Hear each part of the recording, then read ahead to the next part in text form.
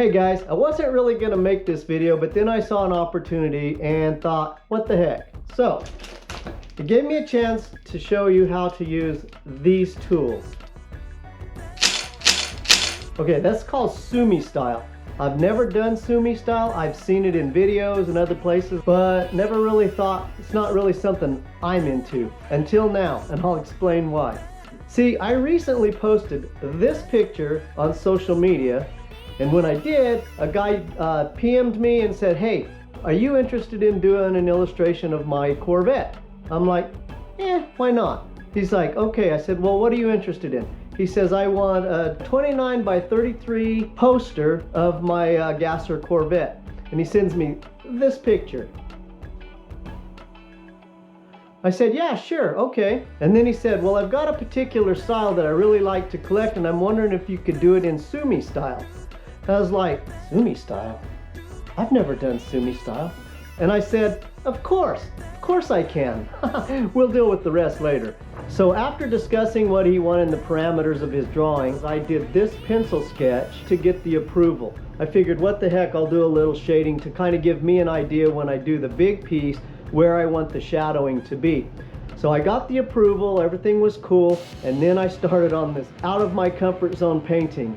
I asked my wife, hey, have you ever done any Sumi style? She said, sure. So she hands me this. It's a stick. Actually, it's a bamboo quill. So I started doing the drawing with the bamboo quill. And I'm not gonna lie, this is brutally slow, and it's not real clean. And it's too small. This thing was small. Big painting, small pen. So then I went down and purchased the large size, and I tried it. Sometimes the moral of the story, carry a bigger stick. And let me tell you, the large size was a lot better. Big stick, big bad stick. Okay, what I noticed right off the bat is it goes on a little smoother maybe, but mostly, oh no. Let's go and fix that. It's way more comfortable to hold, and it holds more ink, so I don't spend as much time dipping. It's a lot better than the small one. I really liked it a lot better, but still slow. This is going to take a long time on a big painting. Now this is the one that saves the day. This is the, let me see how, Bimoji, okay, Bimoji brush pen. This is the Bimoji brush pen. I guess that's how you say it, I don't know.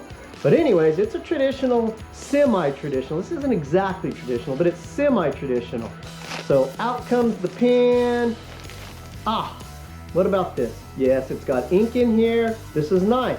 The problem is on this type of paper that is very porous, that it sucks the ink right out of this guy. I started dipping it in the ink just like the bamboo pens, and that worked out really nice. So I did pretty much the rest of the drawing, if you can see right here. Yeah, oh, right there. Okay, so I ended up doing most of this drawing with the Bimoji brush pen. And the reason, it's just better control. It was a lot cleaner. I liked it better. Still dipped it in the ink, like I said before, where big as this drawing was, and as much as this porous surface takes out of the pen, I just felt like it would be better to dip it and use it like the bamboo stick pens. I'm going to start with some of these details down in here and show you how I could just really control this thing. Those bamboo pins. I'm sure they have their purpose, you know. They're really fun. I think writing with one would be fun. But as far as this art that I'm doing here, I really just, this brush was by far superior to the other things that I used. Now it's going to be thick right here. You can see I'm doing a real thick line. But if you take pressure off of it, it really does a pretty good job of doing a fine line.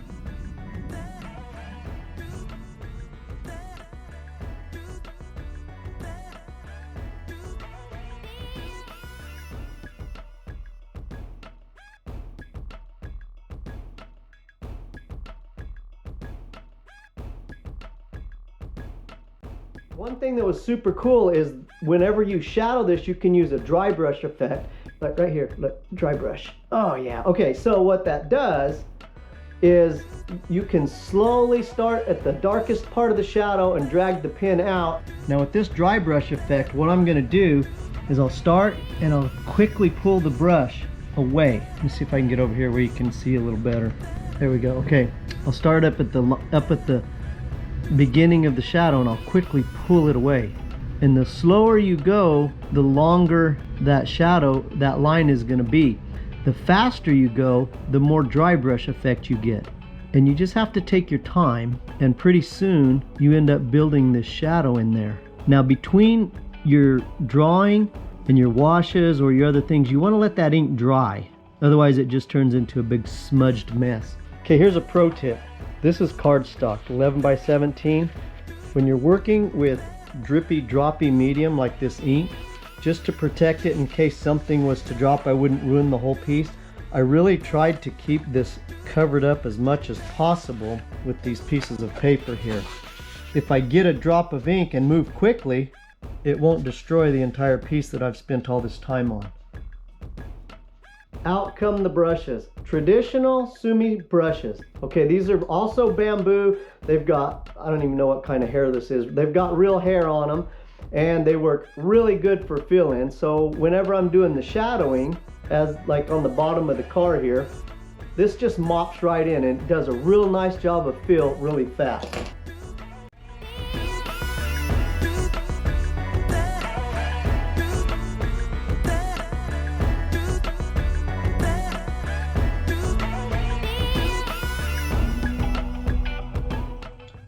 Okay, so here's the wash. It's basically the India ink that we're using, a fair amount of it mixed in water. And this is what I use for shadowing.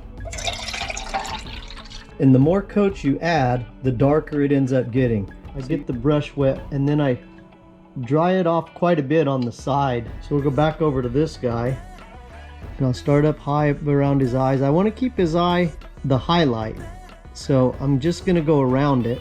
You can kind of judge by how dark you want the wash. You can make them lighter or darker, but it's basically good to bring color and shadowing in your painting. Now you can see how the ink kind of wants to smudge a little bit where it gets wet. I don't really worry too much about that. Keep a paper towel next to you. When this thing gets saturated with water and it's actually kind of starting to get smudgy like that, just dab, and as you pull it up, it brings your lines right back. Super cool. I didn't really know that would happen. I've never done this before, but it's just something I kind of stumbled on, and it works pretty neat. And you get kind of the idea. There's a fun little bird here. Last but not least, the client was avid that I wet sign this art with my signature. You should always sign and date your art anyways, so that as time goes on, you have a record of when you did stuff. And I'll have a video coming up on that because I have art from when I was literally 4 years old. And luckily my mom saved it and put the date when I did it on the paper. There was no part of me that didn't want to do this.